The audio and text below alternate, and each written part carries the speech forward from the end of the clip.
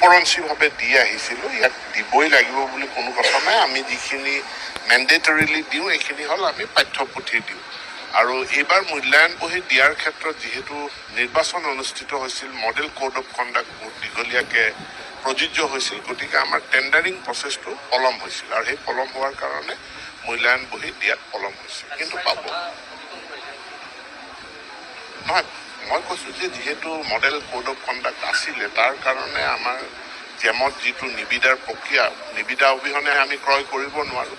সেইকাৰণে আৰু যিহেতু আমি বিনামূলীয়া পাঠ্যপুথি দিওঁ, ইউনিফৰ্ম দিওঁ, বিনামূলীয়া পাঠ্যপুথি ইউনিফৰ্ম এইখিনি আমি সময়মতে দিবলৈ চেষ্টা কৰোঁ। পাঠ্যপুথি আমি চৰকাৰৰ ফালৰ পৰা দিওঁ।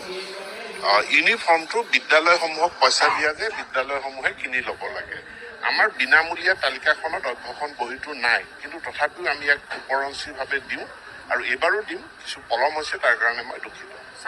মূল্যায়ন বহি বিদ্যালয়ত সেইটো আমি উপৰঞ্চীভাৱে দি আহিছিলোঁ। ইয়াক দিবই লাগিব বুলি কোনো কথা নাই। আমি যিখিনি মেণ্ডেটৰিলি দিওঁ এইখিনি হ'ল আমি পাঠ্যপুথি দিওঁ। আৰু এইবাৰ মূল্যায়ন বহি দিয়াৰ ক্ষেত্ৰত যিহেতু নিৰ্বাচন অনুষ্ঠিত হৈছিল, মডেল কোড অফ কণ্ডাক্ট বহুত দীঘলীয়াকৈ প্ৰযোজ্য হৈছিল, গতিকে আমাৰ টেণ্ডাৰিং প্ৰচেছটো পলম হৈছিল আৰু সেই পলম হোৱাৰ কাৰণে মূল্যায়ন বহি দিয়াত পলম হৈছিল। কিন্তু পাব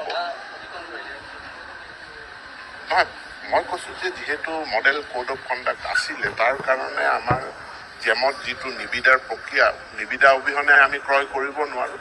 সেইকাৰণে আৰু যিহেতু আমি বিনামূলীয়া পাঠ্যপুথি দিওঁ, ইউনিফৰ্ম দিওঁ, বিনামূলীয়া পাঠ্যপুথি ইউনিফৰ্ম এইখিনি আমি সময়মতে দিবলৈ চেষ্টা কৰোঁ। পাঠ্যপুথি আমি চৰকাৰৰ ফালৰ পৰা দিওঁ।